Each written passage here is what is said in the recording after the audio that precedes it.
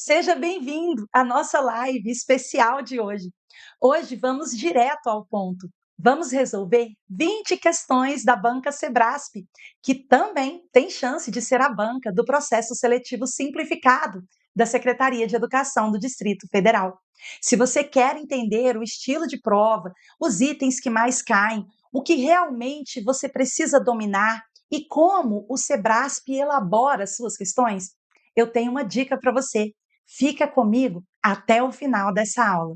Ah, e eu tenho mais uma informação importante antes de começarmos a realização dos exercícios.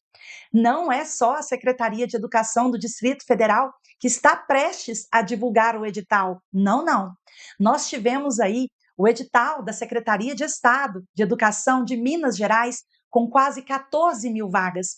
Esta semana foi publicado o edital da Prova Nacional Docente. Nós estamos diante de várias outras oportunidades. Planaltina, Valparaíso, Lusiânia e Aparecida também farão provas este ano e será agora, no próximo semestre, que já se inicia no mês que vem, no mês de julho. Isso significa que nós podemos ter vários editais a qualquer momento.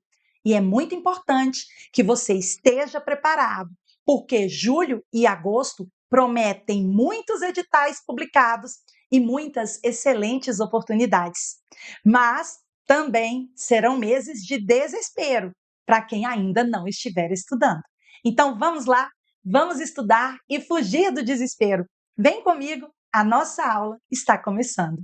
Me acompanhe. Vamos começar então resolvendo uma questão muito emblemática que foi cobrada pelo CESP nas provas aplicadas em 2017 e que depois acabou sendo cobrada em outras provas. A nossa primeira questão já está na tela. Questão de número 1. A nossa primeira questão, questãozinha aplicada pela banca CESP, antigo CESP, hoje Sebrasp, para o cargo de monitor de gestão educacional. Observem que esta prova, gente, foi aplicada em janeiro de 2017. No entanto, os editais foram publicados em setembro, se eu não me engano, em setembro de 2016. É por isso que às vezes você encontra em alguns sites de questões referência ao ano de 2016 e às vezes referência ao ano de 2017. Não foram aplicadas duas provas no DF nestes anos, houve apenas a aplicação de uma prova. Só que o edital foi publicado em 2016 e a prova aplicada em janeiro de 2017. Vamos então analisar a questão? Lembre-se disso, ó. Aqui nós tivemos edital publicado no ano de 2016 e provas aplicadas em janeiro de 2017. A nossa primeira questão nos apresenta a seguinte afirmação: no que se refere à organização do tempo escolar, julgue o seguinte item com base na LDB. Viram aqui comigo? Essa questão está falando da LDB. E ela já nos apresenta o seguinte texto: no DF, a educação infantil e os anos iniciais do ensino fundamental devem ter jornada de no mínimo 4 horas para o turno parcial e 7 horas para a jornada integral. E eu pergunto a você: este item está certo ou errado? Questão muito complexa, questão perigosíssima, item errado. Sim, estamos diante de um item errado. E por que ele está errado? Ah, professora, porque começa falando no DF. Não, não. Não é por isso que ele está errado, não. Lembrem-se de que a LDB, a Lei de Diretrizes e Bases da Educação Nacional, ela tem aplicação em todo o território nacional. As regras estabelecidas na LDB aplicam-se ao Distrito Federal, a todos os estados brasileiros. Qualquer estado ou qualquer município, a questão poderia citar qualquer estado ou município e não seria este o erro, tá bom? Muito cuidado. Então, qual é o erro aqui? Observem, gente, que essa questão está afirmando para você que, de acordo com a LDB, é isso que você precisa fixar, a educação infantil e os anos iniciais do ensino fundamental devem ter jornada de, no mínimo, 4 horas para o turno parcial e jornada de 7 horas para ser considerado uma jornada integral. E é justamente aqui que essa questão fica errada. E ela fica errada porque ela afirma que, tanto na educação infantil quanto no ensino fundamental, E ela ainda especifica os anos iniciais. Nessas duas etapas, ela afirma que a jornada deve ser de, no mínimo, 4 horas para o turno parcial e deve ser de, no mínimo, 7 horas para que seja considerada jornada integral. Observem o que nos diz o texto da LDB.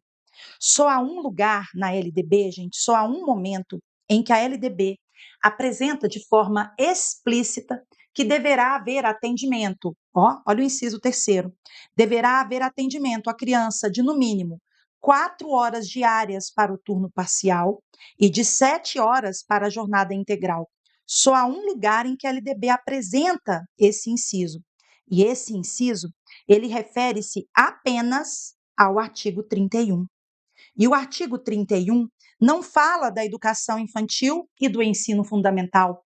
O artigo 31 fala exclusivamente da educação infantil. E olha o que ele diz: a educação infantil será organizada de acordo com as seguintes regras comuns. Quais são as regras hoje que organizam a educação infantil brasileira? Primeira regra, vamos lá. A avaliação mediante acompanhamento e registro do desenvolvimento das crianças, sem o objetivo de promoção, mesmo para o acesso ao ensino fundamental. Olha o inciso 2, também relacionado à educação infantil. Na educação infantil, a carga horária mínima anual será de 800 horas, distribuída por um mínimo de 200 dias de trabalho educacional. Agora, olha só o inciso 3. Ele também está se referindo claramente à educação infantil e apenas a ela, a nenhuma outra etapa da educação básica. A educação infantil, então nós temos que ler assim: na educação infantil, haverá o atendimento à criança de, no mínimo, 4 horas diárias para o turno parcial e de, no mínimo, 7 horas para a jornada integral. Então, de fato, haverá 4 horas diárias para o turno parcial e haverá a jornada de 7 horas para o turno integral. No entanto, esta regra tem aplicação exclusiva na educação infantil e não nos anos iniciais do ensino fundamental. Viram que questão perigosa? É muito importante que você lembre destes detalhes que eu acabei de apresentar. Esta questão já foi cobrada posteriormente em outras provas e acabou gerando muitas dúvidas. Se você fez essa prova e não sabia por quê, por que o gabarito veio errado, agora você compreende. E você não errará essa questão em nenhuma outra hipótese. Então vamos para a próxima questão. Questão de número 2. Me acompanhe na questão, por favor. A questão está falando sobre as diretrizes pedagógicas para a organização escolar do terceiro ciclo. As diretrizes pedagógicas para a organização escolar do terceiro ciclo para as aprendizagens são um suporte para as práticas pedagógicas inovadoras que procuram romper com concepções conservadoras de ensinar, aprender, avaliar e pesquisar. Essas diretrizes embasam-se no entendimento da escola como espaço flexível, democrático e autônomo, e propõem um trabalho pedagógico fundado pelos princípios da continuidade, da flexibilidade e articulação, que extrapolam a preocupação excessiva com os resultados. Excelente texto aqui apresentando as diretrizes pedagógicas para a organização do terceiro ciclo. Daqui a pouco eu vou explicar para vocês como estão estruturados os ciclos para as aprendizagens no Distrito Federal. Tendo o texto como referência inicial, julgue o próximo item relativo às diretrizes nele mencionadas. Vem comigo, gente. A questão está falando sobre as classes de correção de distorção idade-série, tá? A CDIS. E ela diz assim, as classes de correção da distorção idade-série possibilitam agrupar os estudantes de acordo com suas dificuldades e potencialidades, com o objetivo de promover o avanço contínuo das aprendizagens. Gente, de fato, o Distrito Federal já organizou classes, ele ainda organiza classes de correção da distorção idade-série. Nós já tivemos vários nomes, várias nomenclaturas utilizadas aqui no DF para essas classes. Elas já foram chamadas de classes de reintegração, turmas de aceleração, CDIS, classes de correção da distorção idade-série. Então, nós já tivemos várias nomenclaturas. O que eu preciso que você entenda?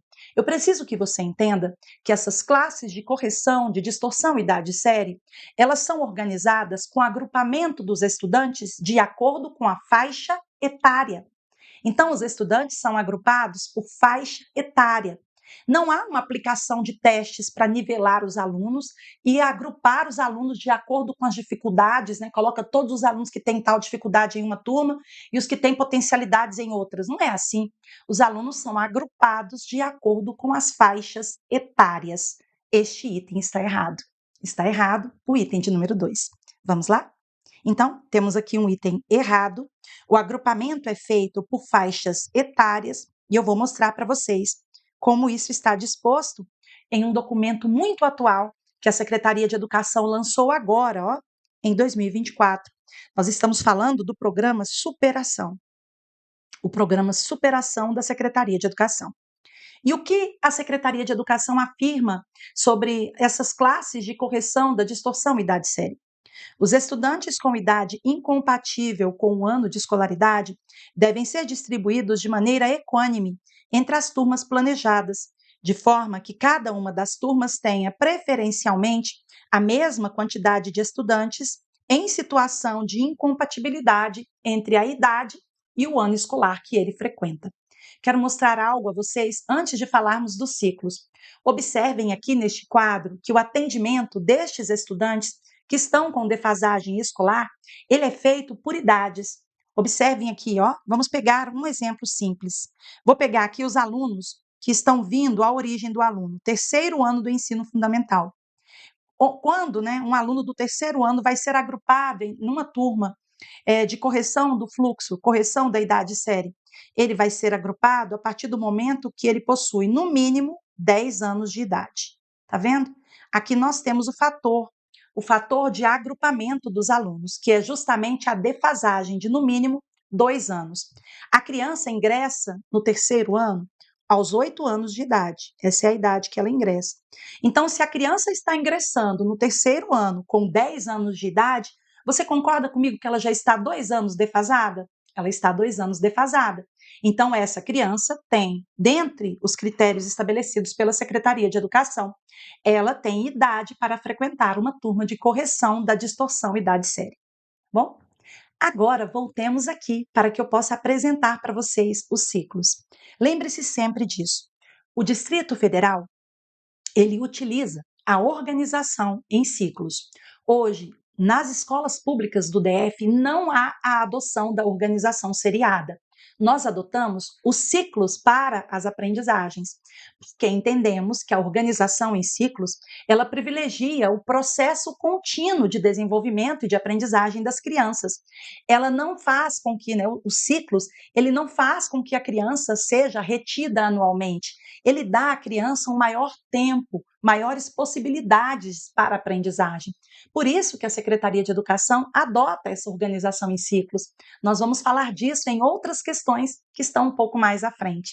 Mas eu quero apresentar para vocês os nossos 3 ciclos, os 3 ciclos que nós temos aqui no ensino do Distrito Federal.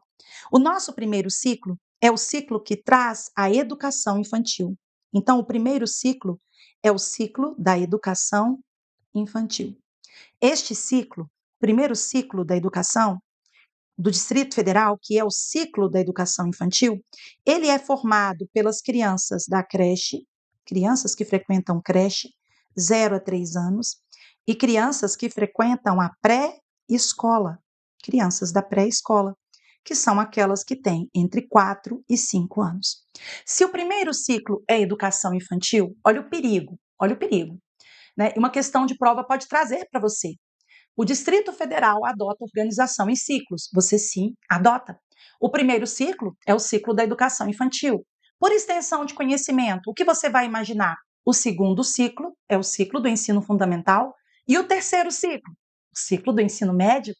E aí você correria um sério risco de errar uma questão. Lembre-se de algo importante. O ensino médio não faz parte dos ciclos. Lembre-se disso. Ensino médio não entra na organização em ciclos, Porque o ensino médio, no Distrito Federal, é organizado na semestralidade. Então, o ensino médio não faz parte do ciclo. Professor, então como é que tem o segundo e o terceiro ciclo? O segundo ciclo, anos iniciais do ensino fundamental, e o terceiro ciclo, anos finais do ensino fundamental. Então, vamos registrar isso. O segundo ciclo, então, o que nós temos no segundo ciclo? Ó, aqui nós temos os anos iniciais. De quem, gente? Do ensino fundamental. E ele está organizado como? Aqui, no segundo ciclo, ó, nós vamos ter o primeiro bloco, e o segundo bloco. No primeiro bloco estão os alunos do primeiro ano, do segundo ano e do terceiro ano do ensino fundamental. Observem, gente, que aqui nós temos o nosso bloco inicial de alfabetização, conhecido como BIA. Já no segundo bloco estão os alunos que frequentam o quarto e o quinto ano do ensino fundamental. Muito bem. Agora vamos para o terceiro ciclo. O terceiro ciclo é formado pelos anos finais do ensino fundamental. E quem é que frequenta o terceiro ciclo? O terceiro ciclo também se divide em dois blocos. Nós temos o primeiro bloco e o segundo bloco. Ó, primeiro e segundo bloco. O primeiro bloco é composto aqui pelos alunos que estão frequentando o sexto e o sétimo ano. E o segundo bloco, composto pelos alunos do oitavo e do nono ano.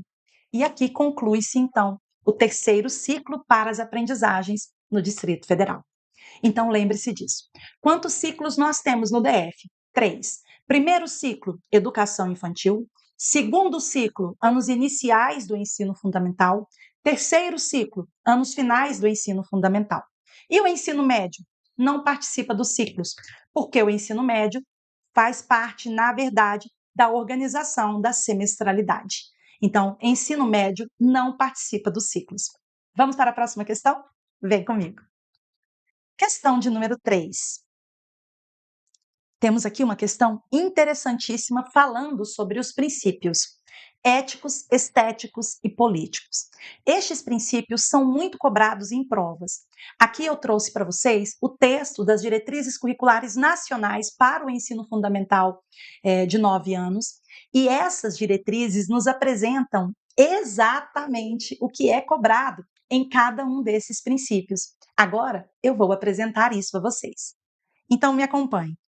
Considerando o disposto nas DCNs para o ensino fundamental de 9 anos, julgue o item que se segue. Os princípios estéticos norteadores do ensino fundamental de 9 anos incluem o cultivo da sensibilidade, a valorização das diferentes manifestações culturais e a preservação dos recursos ambientais. Gente, essa questão foi de fato muito difícil. Ela está errada.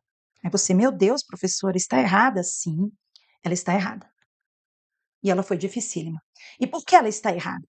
Porque nós temos, de fato, os princípios estéticos. Lembra? Eu falei deles agora há pouco: princípios estéticos, éticos e políticos. Os princípios estéticos realmente norteiam o ensino fundamental de 9 anos, sim. E o que está incluído nos princípios estéticos? Nos princípios estéticos inclui-se o cultivo da sensibilidade, a valorização das diferentes manifestações culturais. No entanto, a preservação, ó, a preservação dos recursos ambientais não faz parte dos princípios estéticos, mas sim dos princípios políticos. Aí você, questão dificílima. Sim, questão dificílima.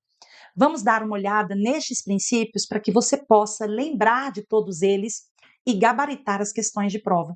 Questões sobre princípios, gente, sobre esses princípios, os princípios constantes das DCNs, que devem nortear o ensino fundamental de 9 anos, elas aparecem em praticamente todas as bancas. Vem comigo, estamos diante agora da Resolução 07 de 2010, que institui as DCNs do ensino fundamental de 9 anos. E olha o que o artigo 6º nos diz.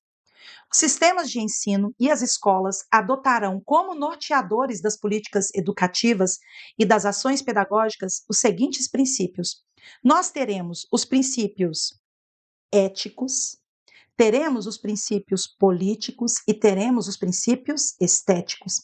Vamos analisar os estéticos primeiro? Vamos lá. Olha só.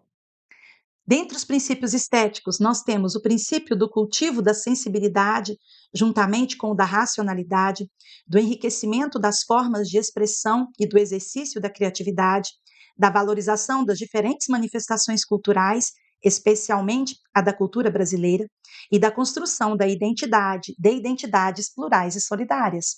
Agora, observem que, de fato, nós temos aqui o cultivo da sensibilidade e também a valorização das diferentes manifestações culturais. Vamos analisar agora os princípios políticos, e olha só os princípios políticos elencados aqui no texto das DCNs do ensino fundamental de 9 anos: de reconhecimento dos direitos e deveres de cidadania, de respeito ao bem comum e à preservação do regime democrático e dos recursos ambientais, da busca da equidade no acesso à educação, à saúde, ao trabalho, aos bens culturais e outros benefícios, da exigência de diversidade de tratamento para assegurar a igualdade de direito entre os alunos que apresentam diferentes necessidades, da redução da pobreza e das desigualdades sociais e regionais. Vocês conseguiram observar que os princípios políticos se relacionam muito com as ideias de deveres e direitos? Sim, estão muito ligados, principalmente a ideias, né, relacionadas a deveres e a direitos. Observem agora os princípios éticos. E quando eu penso em princípio ético, eu também penso um pouco, para me ajudar na memorização, as ideias relacionadas à moral. Olha só o que os princípios éticos nos apresentam: da justiça, solidariedade, liberdade e autonomia, de respeito à dignidade da pessoa humana e de compromisso com a promoção do bem de todos, contribuindo para combater e eliminar quaisquer manifestações de preconceito de origem, raça, sexo, cor, idade e quaisquer outras formas de discriminação. Muito bem, estão aqui para vocês os princípios que devem nortear as políticas educativas e as ações pedagógicas no ensino fundamental de 9 anos. Vamos para a nossa próxima questão, questão de número 4.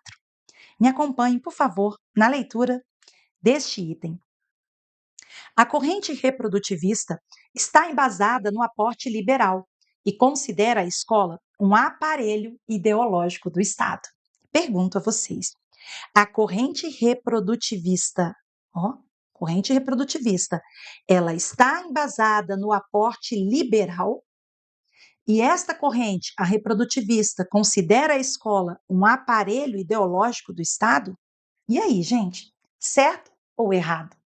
Essa questão foi muito complexa e ela já foi cobrada em outras provas. Inclusive, foi cobrada na prova do MEC em 2023. O CESP reformulou essa questão e cobrou novamente. Ela aparece em muitas provas e é importante que você se lembre disso. Há uma corrente que denuncia a escola como um aparelho ideológico do Estado. Há uma corrente que denuncia a escola como uma instituição que reproduz as desigualdades. De fato, há uma corrente, e esta é uma corrente crítica, que surge no Brasil na década de 70. Saviani vai chamar esses autores críticos, inclusive estes autores que afirmam que a escola funciona como aparelho ideológico do Estado, Saviani vai chamá-los de autores críticos reprodutivistas, porque eles apresentam um pensamento crítico, formulam uma crítica à escola da época, que funcionava como um aparelho ideológico do Estado. No entanto, a corrente reprodutivista, ela não está embasada no aporte liberal, coisa nenhuma. Ela não é uma corrente que tem como base o pensamento liberal. Já que ela critica o pensamento liberal, ela é uma corrente que tem como base o pensamento marxista, o pensamento progressista. É uma corrente crítica, de posicionamento crítico. E é exatamente por isso que esse item está errado. Olha que item perigoso. Então, agora, pensando dessa forma, vamos analisar novamente esse item. A corrente reprodutivista, formada pelos autores que criticam a escola como uma instituição que reproduz a ideologia dominante do Estado, então essa corrente faz uma crítica à escola enquanto aparelho ideológico do Estado. Essa corrente que critica a escola, ela está embasada no aporte liberal? Não, ela está embasada no pensamento crítico. No pensamento crítico. É uma corrente, opa, eu quero apagar.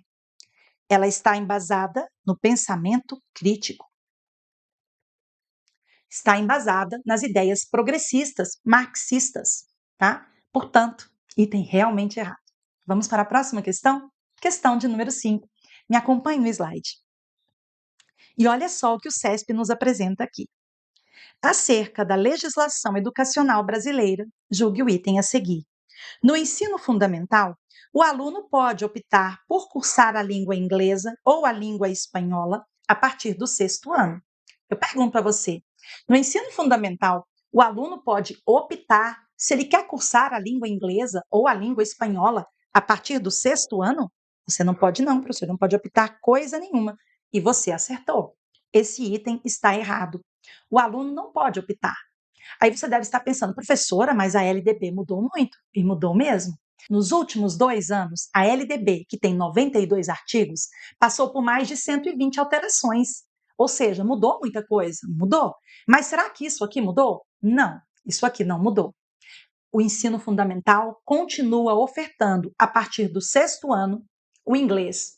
O inglês continua sendo a língua obrigatória no ensino fundamental. E você deve estar pensando, então, professor, o ensino médio mudou? Vamos ver o que aconteceu com relação ao inglês no ensino médio? Vem comigo, então, para o próximo slide. Olha o que nós temos aqui. Primeiro, vamos analisar o ensino fundamental. E olha o que o parágrafo 5º do artigo 26 nos diz. No currículo do ensino fundamental, a partir do sexto ano, será ofertada a língua inglesa. Então, agora você já sabe. No currículo do ensino fundamental, ó, a partir de que ano? Do sexto ano, será ofertada a língua inglesa. Então, não houve mudança. De fato, o item anterior está errado. O aluno não pode optar, porque será ofertado o quê? Será ofertada a língua inglesa. Agora, analise comigo se o ensino médio teria essa opção. Será que o aluno do ensino médio pode optar se ele quer estudar inglês ou se ele quer estudar outra língua estrangeira? Vamos analisar agora o artigo 35D. Esse artigo foi incluído ano passado e ele é um artigo com alta probabilidade de cobrança nas nossas próximas provas. Analisem aqui comigo o que nos diz o artigo 35D. A Base Nacional Comum Curricular do Ensino Médio estabelecerá direitos e objetivos de aprendizagem, conforme diretrizes do Conselho Nacional de Educação, nas seguintes áreas do conhecimento. A primeira informação que você precisa memorizar aqui é que o artigo 35D está dizendo para você que a BNCC, a Base Nacional Comum Curricular, ela vai estabelecer lá no ensino médio, ela vai estabelecer direitos e objetivos de aprendizagem. Então, apareceu uma questão de prova afirmando para você que a BNCC do ensino médio estabelecerá direitos e objetivos de aprendizagem, você vai marcar o quê? Certo. Conforme diretrizes do Conselho Nacional de Educação. E estes direitos e objetivos de aprendizagem, eles serão estabelecidos nas seguintes áreas do conhecimento.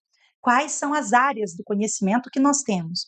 Nós temos a área de linguagens e suas tecnologias, matemática e suas tecnologias, ciências da natureza e suas tecnologias, ciências humanas e sociais aplicadas. E olha só como o texto da LDB agora fala de cada uma dessas áreas. Vem comigo. Observem que a área de linguagens e suas tecnologias passa a ser integrada pela língua portuguesa e suas literaturas, língua inglesa, artes e educação física. Você observou que a língua inglesa está aqui para o aluno do ensino médio? Sim, ela está dentro da área do conhecimento de linguagens. É componente curricular obrigatório. Olha os componentes curriculares que compõem a área de linguagens: língua portuguesa e suas literaturas, língua inglesa, artes e educação física. Matemática, professora. Matemática e suas tecnologias. Quais os componentes curriculares que vão compor a área de ciências da natureza e suas tecnologias? Olha as ciências da natureza, ó. Ciências da natureza e suas tecnologias, integrada por biologia, física e química.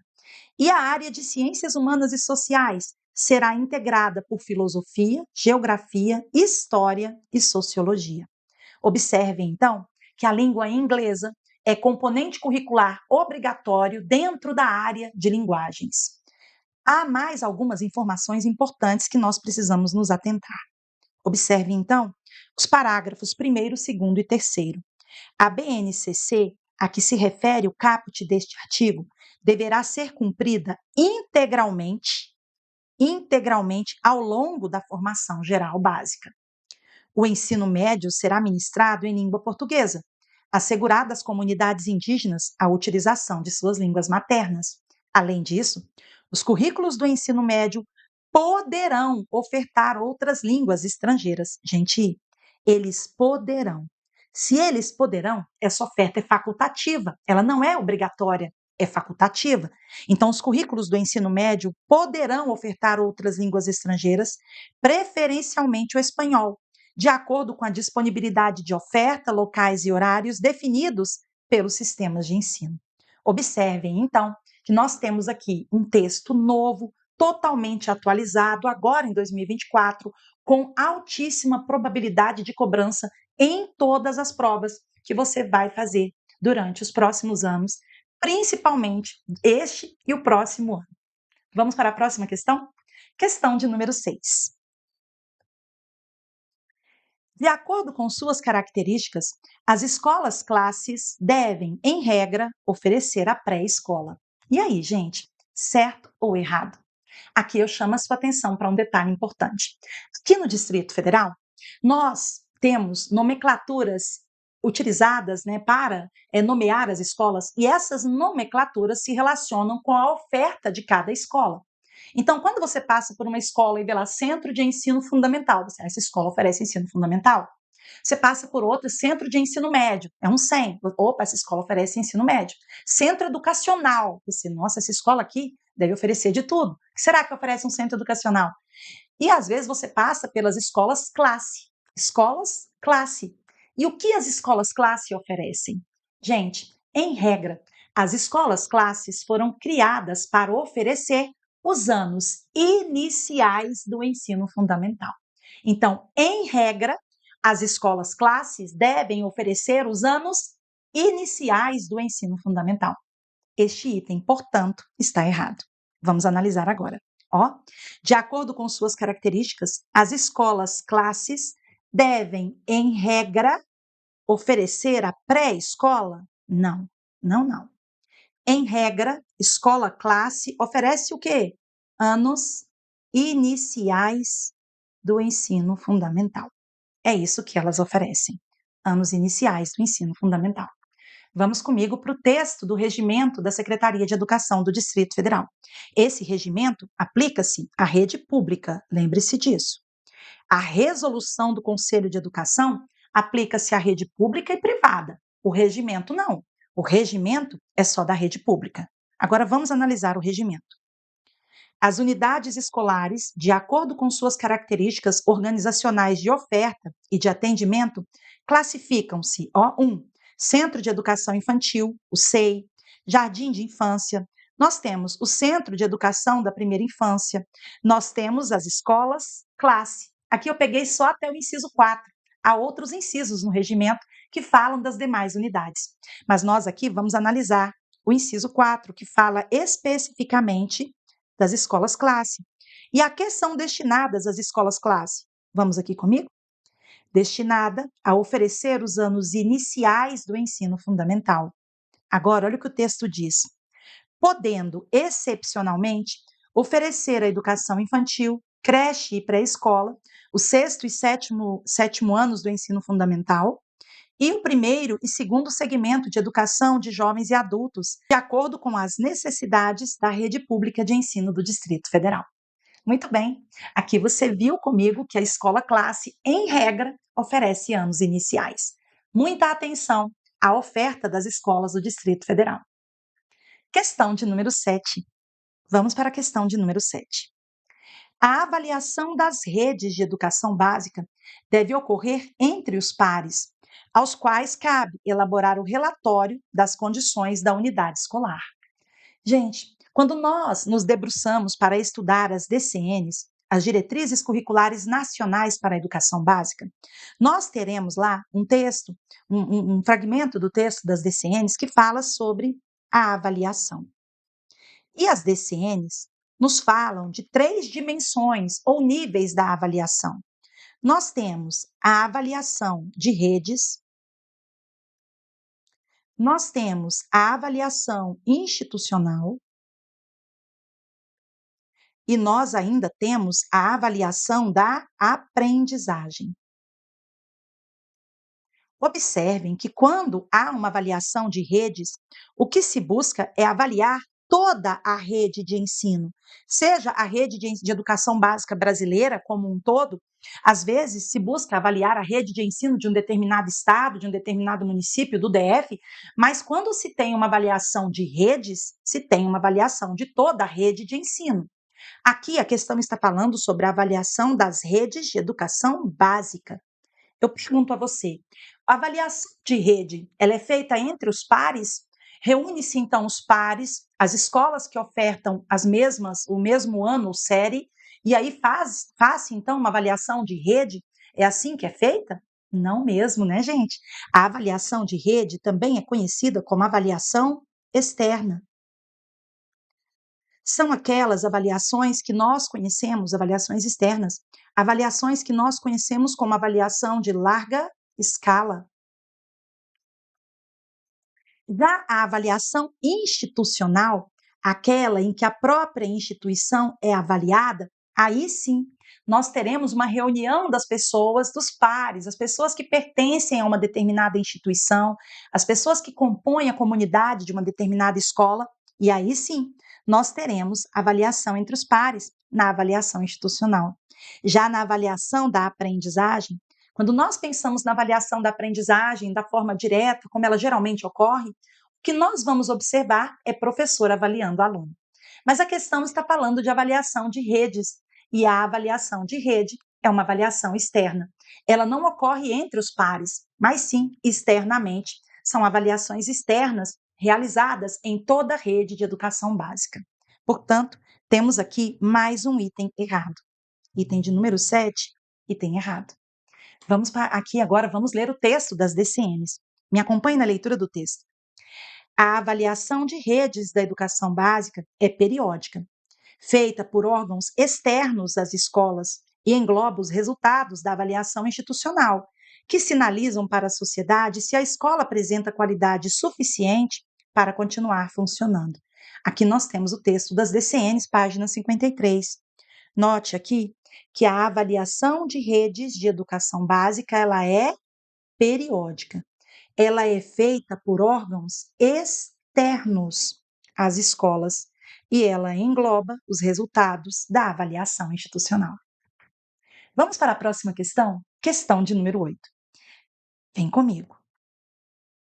No que diz respeito à organização da educação nacional, os estados e municípios são livres para organizar os seus sistemas de ensino.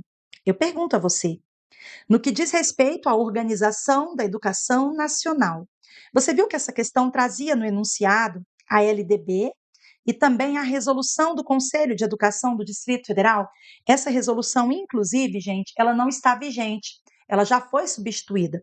Hoje nós estamos com a resolução 02 de 2023, outro documento importantíssimo que nós temos que estudar. No entanto, a questão não está falando sobre a resolução, ela está falando sobre a organização da educação nacional.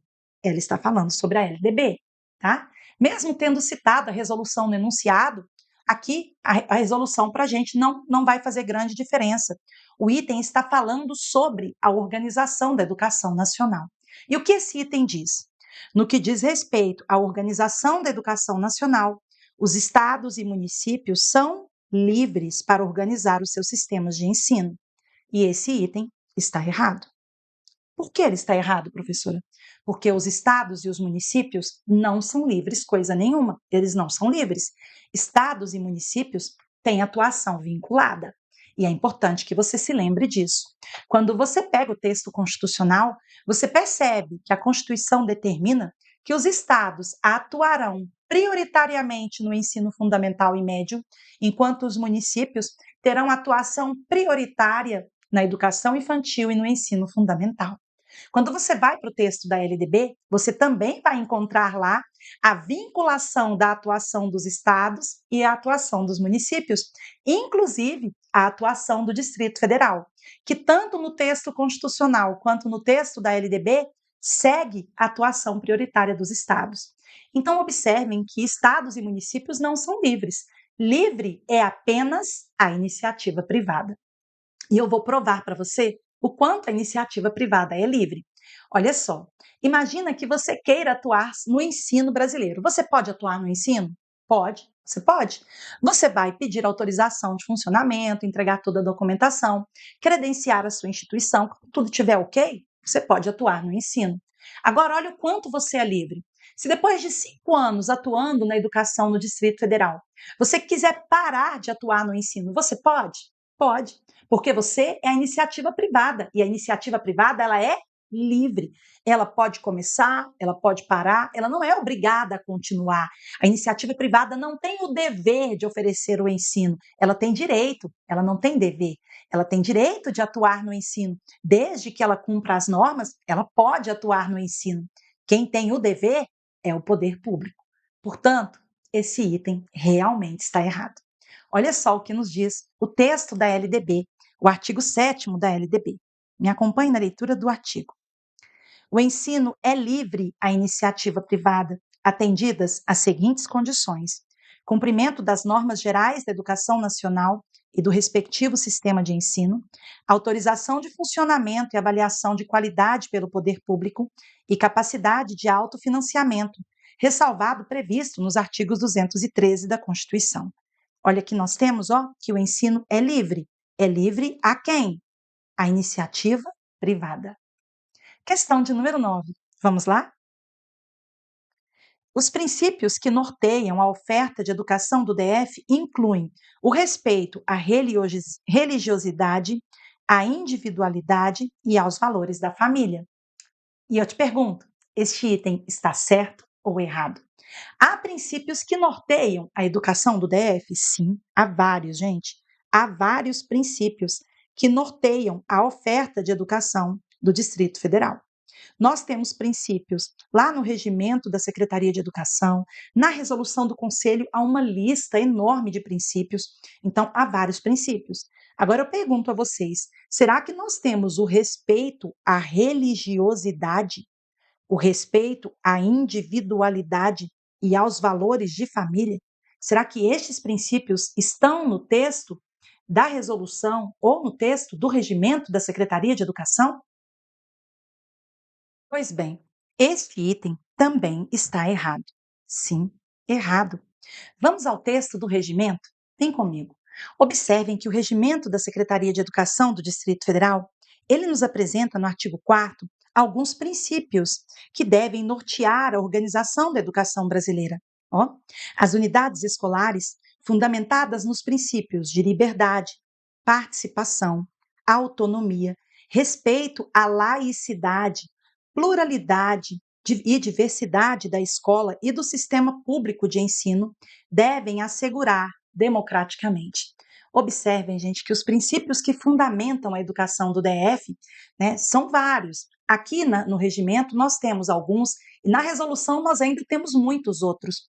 No entanto, você vai observar o princípio da liberdade, o princípio da participação, da autonomia, do respeito à laicidade e não à religiosidade, ao respeito da pluralidade, da diversidade, diversidade da escola e do próprio sistema público de ensino. Então, nós temos vários princípios aqui, mas não temos o princípio da religiosidade e nem dos valores de família. Vamos para a questão de número 10? Observem aqui o que nos diz a questão de número 10. Educação financeira deverá ser conteúdo obrigatório do componente curricular matemática no ensino fundamental e médio. Eu regravei esta aula exatamente por causa desta questão. Se eu perceber que algo não ficou correto, claro e totalmente correto, eu não consigo deixar que meu aluno assista algo que não está totalmente correto. Porque pode ser um assunto cobrado na próxima prova, e aí você vai correr o risco de errar. A educação financeira, ela, no ensino fundamental, ela não é conteúdo obrigatório. No ensino fundamental, vai ser abordada apenas como tema transversal. Então, lembre-se disso. No ensino fundamental, educação financeira não é conteúdo obrigatório. Não é. Mas ela é conteúdo obrigatório no ensino médio, tá? E foi essa a explicação que faltou na primeira aula que eu gravei. Então, vem comigo, porque agora nós vamos fazer a explicação completa. Então, essa questão está errada. E ela está errada por quê? Porque a educação financeira, de fato, deverá ser conteúdo obrigatório. E ela é conteúdo obrigatório exatamente no componente curricular de matemática. No entanto, ela não é conteúdo obrigatório no ensino fundamental. Ela é conteúdo obrigatório apenas no ensino médio. No ensino fundamental, a educação financeira vai ser abordada como um tema transversal. Vamos comigo para o texto da lei? Questãozinha errada, e agora sim a explicação está clara. Olha só o que nos diz a resolução CEDF 02 de 2023. Nós estamos falando da subseção 2, das especificidades do currículo do ensino fundamental, artigo 58.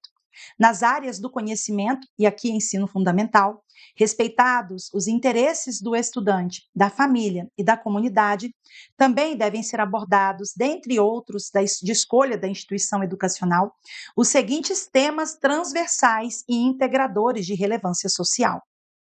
E aqui nós temos o inciso número 5, educação financeira.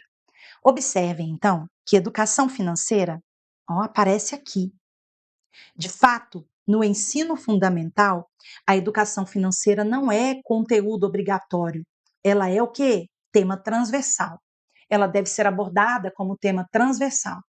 No entanto, no ensino médio, além de ser tema transversal, a educação financeira também é conteúdo dos componentes curriculares obrigatórios. Sim.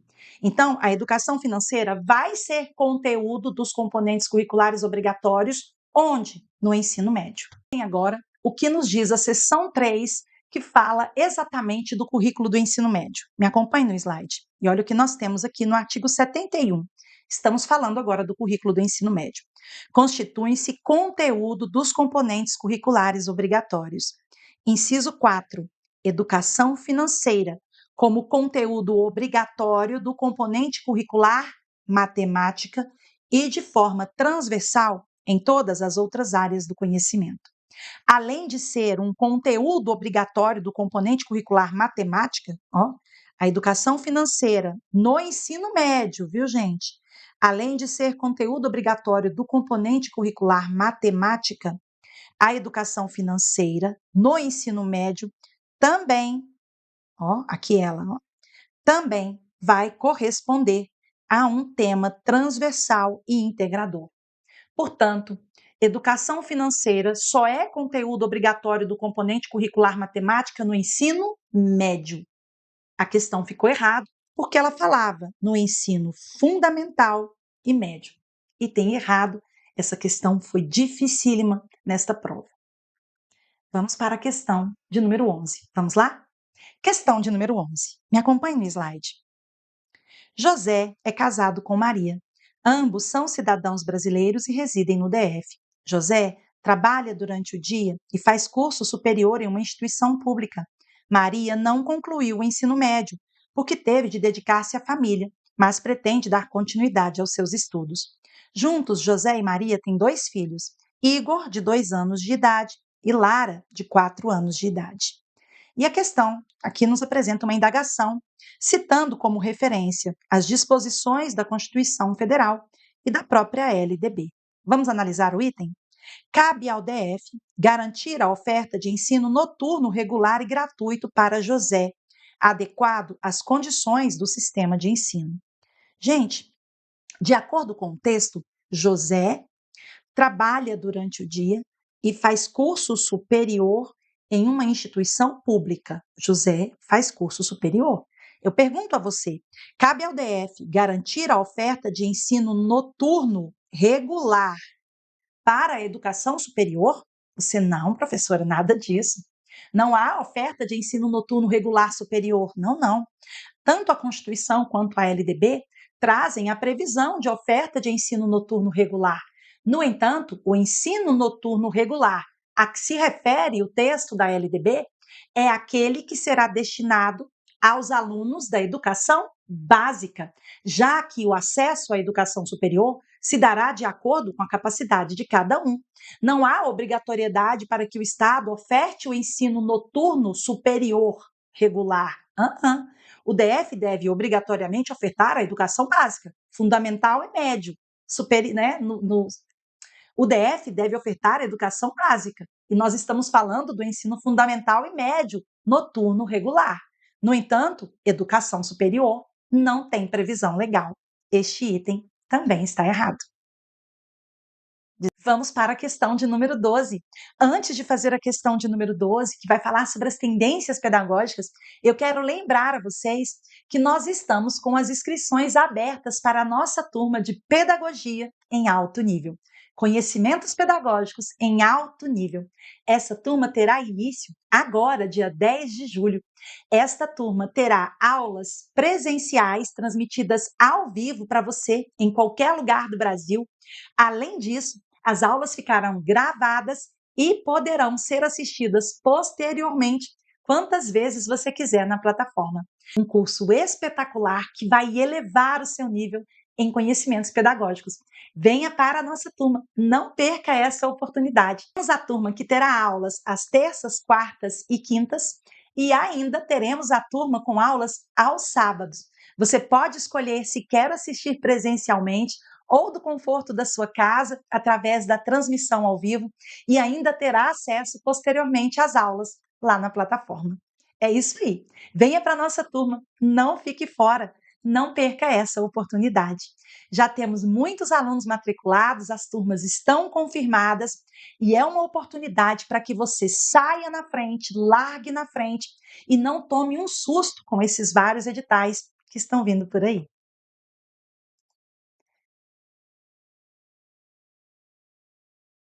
Agora vamos para a nossa questão de número 12. Vem comigo.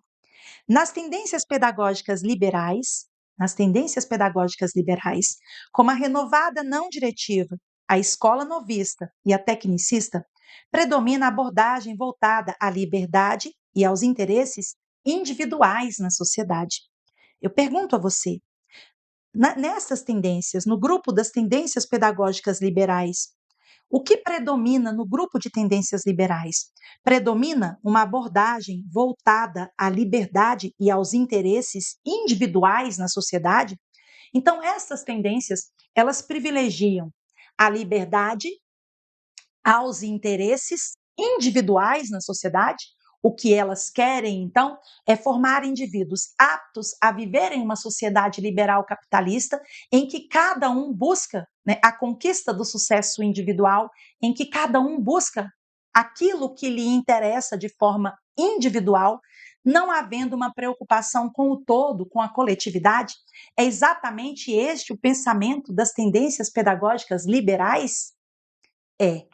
As tendências pedagógicas liberais estão embasadas no aporte liberal, no liberal capitalismo. E as ideias da pedagogia liberal, né, as ideias repassadas pelas pedagogias liberais, são justamente estas: as ideias do individualismo, de que a conquista é individual, de que é cada um por si e Deus por todos. Há uma orientação à competição, à disputa, já que cada um tem que vencer por si só.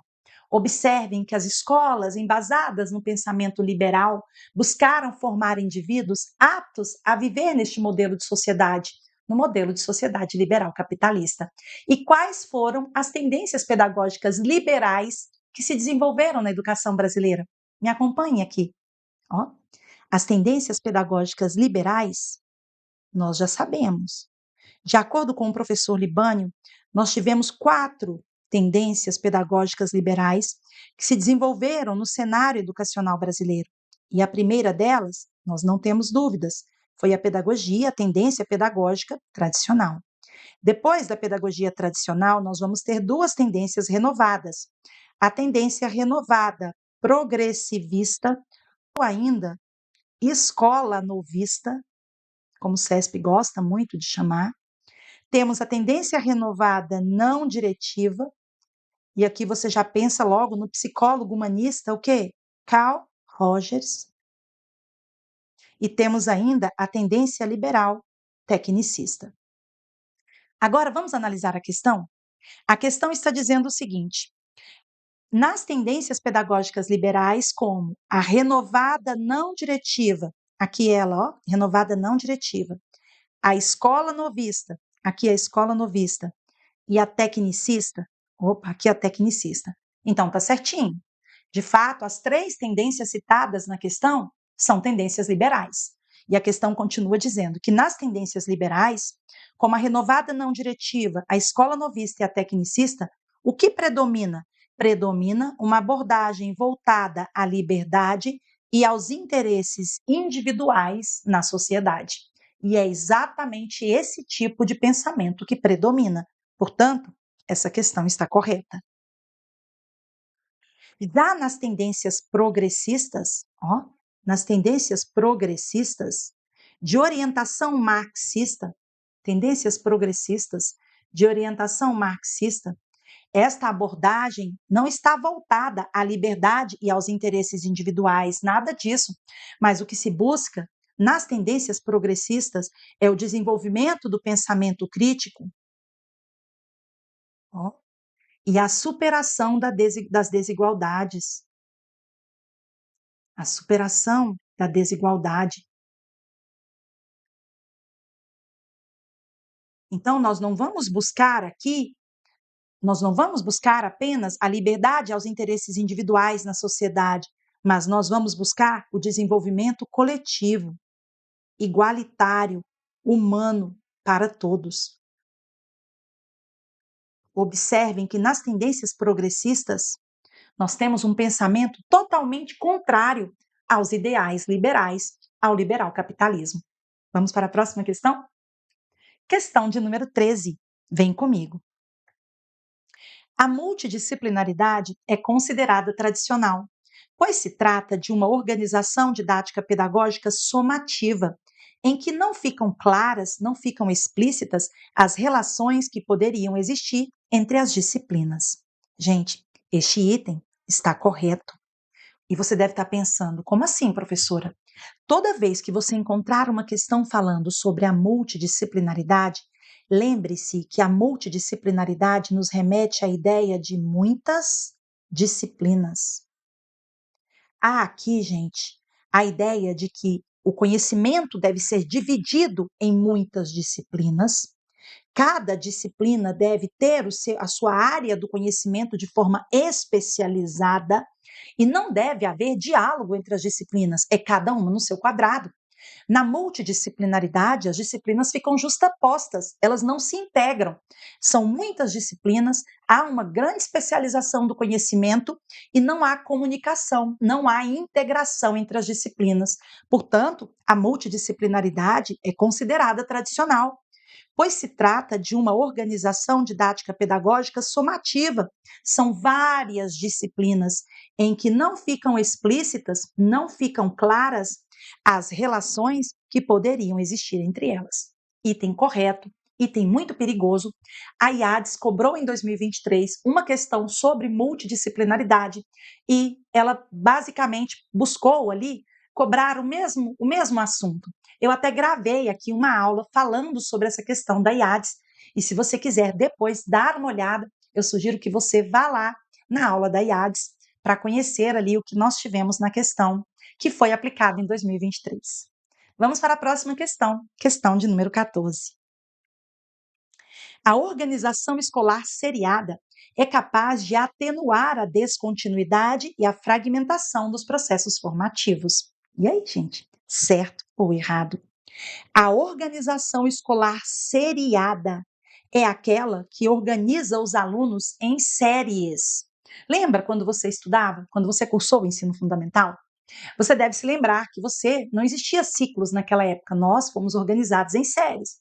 Era muito comum, às vezes, o aluno reprovar a primeira série, você se lembra? Às vezes a criança entrava na primeira série, na alfabetização, e muitas vezes a criança já era reprovada na primeira série. Gente, era algo horrível. Reprovação na primeira série era algo horrível, porque a criança ela tinha ali um ano apenas para ser alfabetizada. Se ela não fosse totalmente alfabetizada, ela acabava sendo reprovada mesmo na primeira série.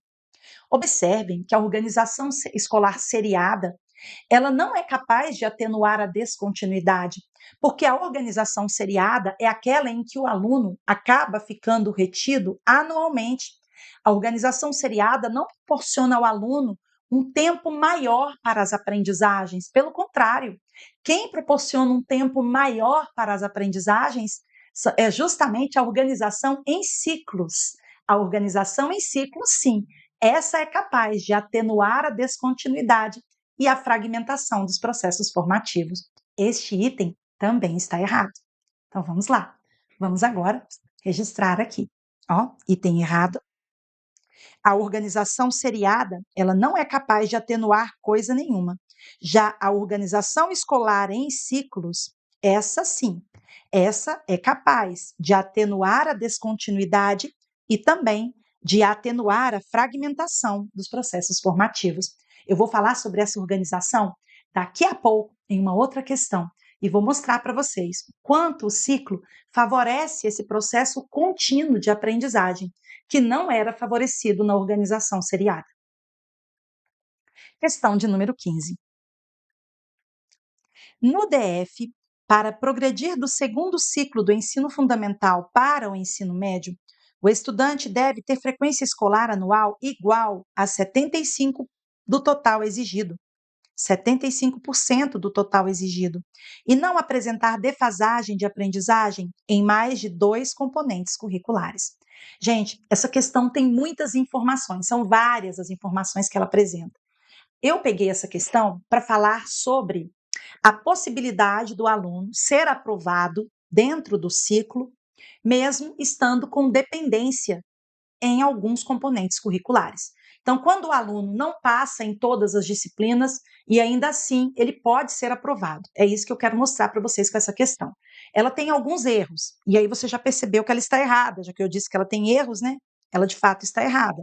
Sim. Mas eu não quero focar no erro do ciclo, tá? Aqui ela diz que para o estudante progredir do segundo ciclo do ensino fundamental, ó, para o ensino médio, não tem como progredir do segundo ciclo do ensino fundamental. Por quê? Você se lembra? O primeiro ciclo é educação infantil. O segundo ciclo, anos iniciais do ensino fundamental. E o terceiro ciclo, anos finais do ensino fundamental. Então, só tem como o aluno progredir do terceiro ciclo para o ensino médio. Mas o foco aqui não é esse. Esse é só um dos erros da questão. Eu quero mostrar para você uma outra ideia que também é muito importante. Imagine aqui que o aluno está no terceiro ciclo do ensino fundamental. Então, vou colocar aqui, ó, que o aluno está no terceiro ciclo. No terceiro ciclo, esse aluno vai fazer o sexto e o sétimo ano, no primeiro bloco, e depois ele vai passar para o segundo bloco e vai fazer o oitavo e o nono ano. Ao concluir o nono ano, esse aluno vai para onde, gente? Ele vai para o ensino médio.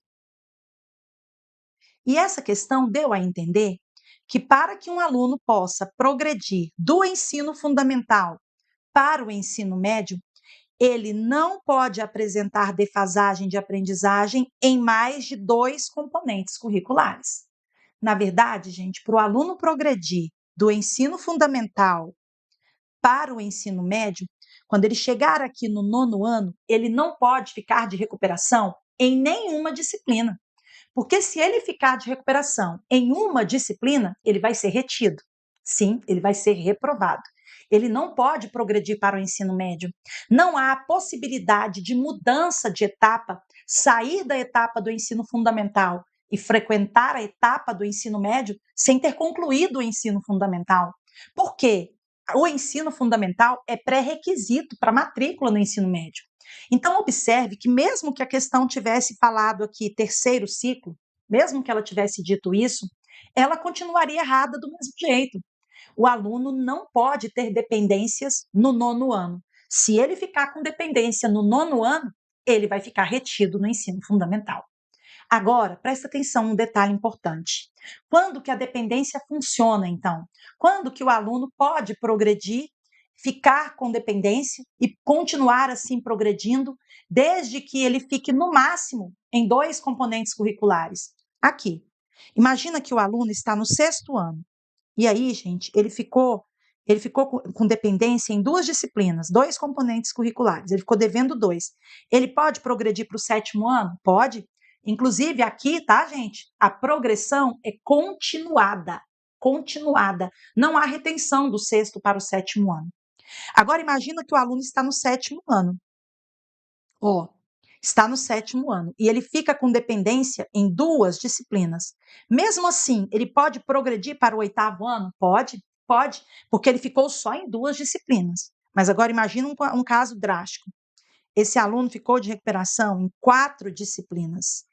Ele vai progredir para o oitavo ano? Não, não vai. Porque você vai se lembrar de uma informação importante.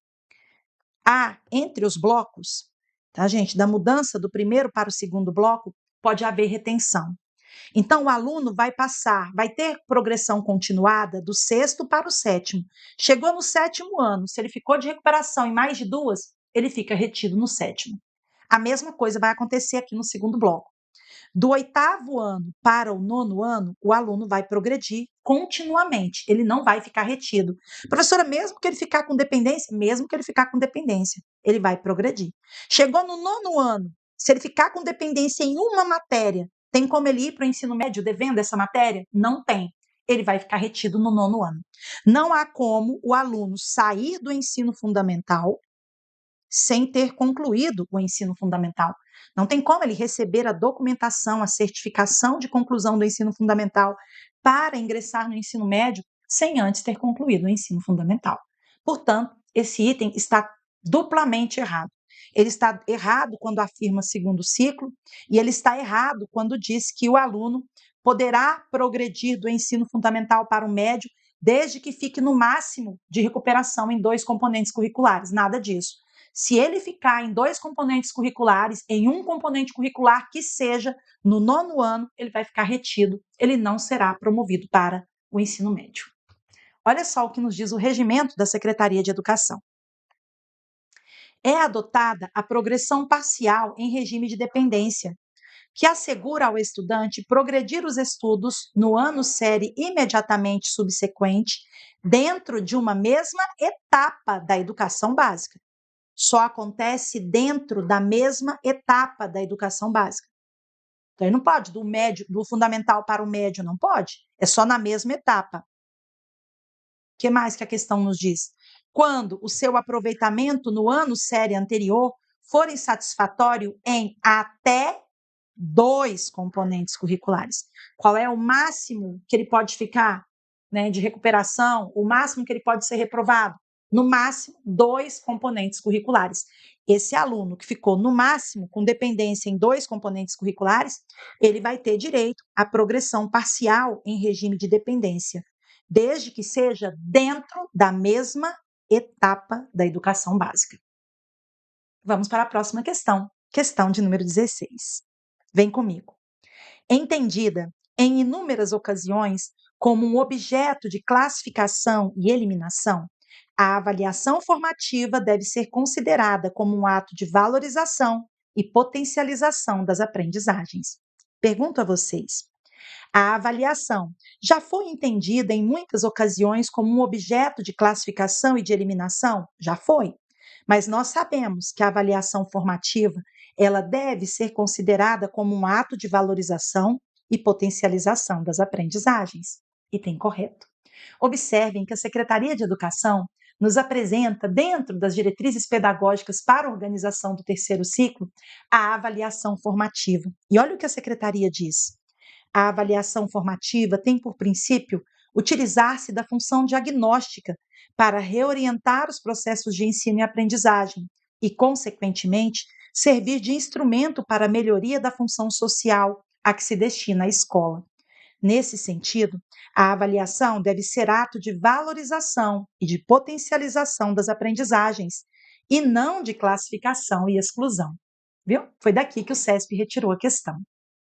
Eu trouxe aqui também para vocês um pequeno fragmento do currículo em movimento, dos pressupostos teóricos. Eu quero mostrar para você como a Secretaria de Educação visualiza a avaliação formativa. Olha só. A Secretaria de Estado de Educação do DF compreende que a função formativa da avaliação é a mais adequada ao projeto de educação pública, democrática e emancipatória.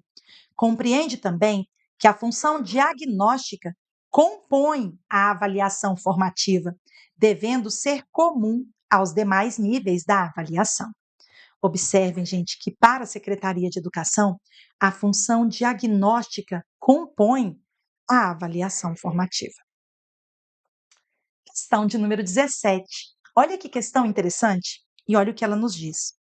Ser um bom professor, detentor de boa didática, significa ter amplo domínio do conteúdo das matérias a serem lecionadas, assim como manter-se constantemente bem informado acerca da evolução dos conhecimentos específicos da sua área de formação.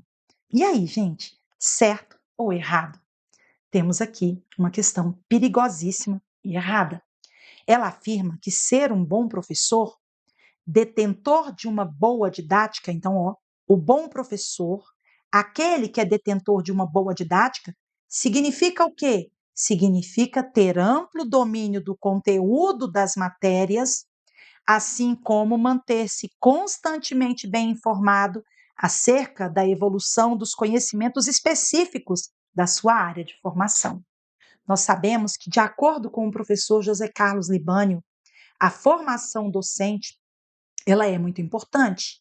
E a formação docente, ela envolve duas dimensões inseparáveis. O professor precisa ter formação teórico-científica. Teórico-científica. E a formação teórico-científica, ela é muito importante, de fato, ela é importante, significativa. Na formação teórico-científica, o professor vai ter domínio do conteúdo das matérias, ele vai manter-se informado sobre os conhecimentos específicos da sua área de formação, tudo isso na formação teórico-científica. No entanto, a formação docente também envolve a dimensão técnico-prática. E a dimensão técnico-prática é aquela do saber fazer. E o saber fazer relaciona-se diretamente com a didática. Portanto, ser um bom professor, detentor de uma boa didática, não basta ter formação teórico-científica e você já se torna um bom professor, detentor de uma boa didática. Ser um bom professor envolve a formação teórico-científica e também a formação técnico-prática. As duas dimensões são inseparáveis e devem compor a formação docente. Questão de número 18. Vamos lá? O ensino fundamental pode ser organizado em ciclos de formação, caso em que os estudantes são divididos por idade, e ciclos de aprendizagem, caso em que os estudantes são organizados em blocos de 2 ou 3 anos de duração, conforme as aprendizagens adquiridas. Essa questão, gente, foi uma questão muito polêmica. Foi aplicada para os professores de específicas e aqui o CESP deu o gabarito como errado. Está errado. Eu preciso que você entenda que, de fato, há duas possibilidades de ciclo. Há, de fato, os ciclos de formação, e nos ciclos de formação, os estudantes são organizados de acordo com as fases do desenvolvimento. Fases do desenvolvimento. Infância, adolescência, fases do desenvolvimento. E nós ainda temos os ciclos de aprendizagem. Nos ciclos de aprendizagem, de fato, os alunos são agrupados de acordo com as aprendizagens adquiridas. Ocorre que nos ciclos de aprendizagem, que são os ciclos, inclusive, adotados pela Secretaria de Educação do Distrito Federal, os alunos, de fato, são agrupados, organizados em blocos. Esses blocos são plurianuais, com duração de 2 ou 3 anos. Portanto, gente, o gabarito do CESP foi errado nessa questão, e eu acredito que o gabarito veio como errado, porque a questão focalizou os ciclos de formação na divisão por idades apenas. Imagino que tenha sido isso. No entanto, essa questão foi muito tensa, muito criticada. Eu trouxe aqui para apresentar para vocês as duas formas de organização. Se você encontrar uma questão falando sobre ciclos de formação, de fato eles existem. Nos ciclos de formação, os alunos são organizados de acordo com a fase do desenvolvimento. Se você encontrar uma questão falando sobre ciclos de aprendizagem, eles também existem. Nestes ciclos, os alunos são organizados conforme as aprendizagens já adquiridas. No Distrito Federal, adota-se os ciclos de aprendizagem. Aqui está uma questão mais para trazer conhecimento que, de fato, para discutir o gabarito. Porque, como a prova já passou, né, mesmo que a gente não concorde, a gente vai ter que aceitar que o CESP deu como errado o gabarito dessa questão.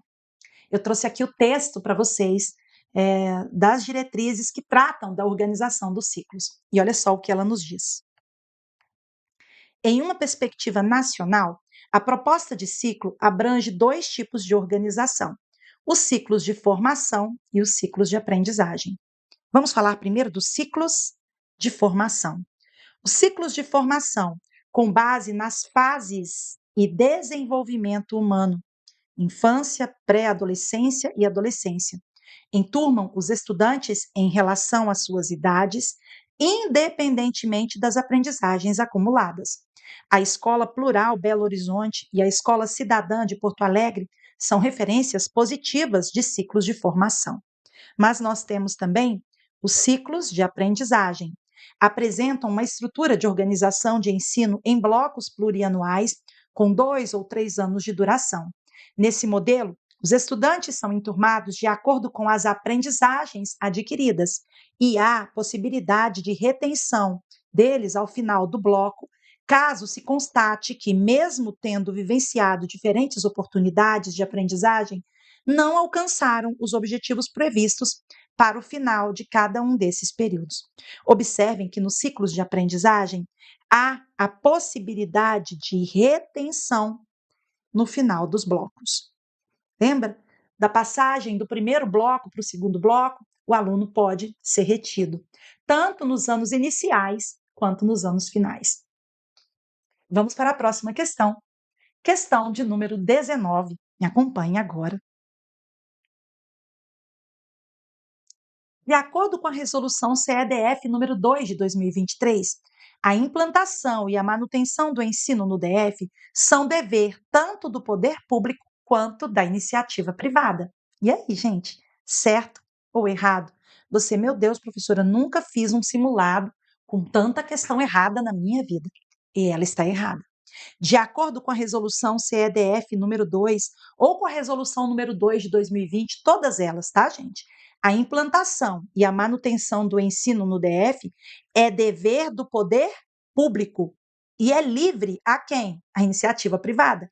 A iniciativa privada não tem esse dever, ela tem, na verdade, é o direito, ela pode atuar no ensino ou não. A iniciativa privada é livre a atuação no ensino. Já para o poder público, é um dever. Item errado, vamos ao texto da lei. E olha o que nos diz a resolução. A responsabilidade pela implementação, manutenção e inovação no ensino, respeitando-se as normas da educação do Distrito Federal, bem como da educação nacional, é dever do poder público e livre à iniciativa privada. Então, é dever de quem? É dever do poder público. Já a iniciativa privada é livre. Lembre-se disso. O direito à oferta do ensino pela iniciativa privada está condicionado ao cumprimento das leis, normas e diretrizes da educação nacional e distrital, assim como está sujeito à avaliação da qualidade do ensino pelo poder público. Vamos para a próxima e última questão da nossa apostila. E se você gostou dessa aula, antes de terminar, deixe o seu comentário, deixe o seu like, Comente aqui de onde você está assistindo essa aula, qual a sua expectativa para essa prova e qual banca você acha que vai fazer a prova da Secretaria de Educação do Distrito Federal de 2025. Eu espero contar com o seu comentário, tá bom? Vamos lá. Questão de número 20. A previsão de investimento na educação pública brasileira até o final do prazo de vigência do PNE é de, no máximo, 10% do produto interno bruto. E aí, gente? Certo ou errado? Você, professora, para fechar com chave de ouro, mais uma questão errada. Gente, a previsão de investimento é de, no mínimo, 10%. Antes de encerrar, lembre-se de um detalhe. O Plano Nacional de Educação, ele perdeu a vigência agora em 2024. No entanto, o governo federal prorrogou a vigência do PNE. Então ele está com vigência prorrogada até dezembro de 2025. Por estar com a vigência prorrogada, ele pode ser tranquilamente cobrado nas provas. E eu deixei uma aula aqui no canal falando sobre o Plano Nacional de Educação. É isso aí. Foi um prazer enorme fazer esta aula com vocês e eu espero encontrá-los na próxima quarta-feira. Lembre-se que aqui no nosso canal, todas as quartas-feiras, às 19 horas, nós temos aula.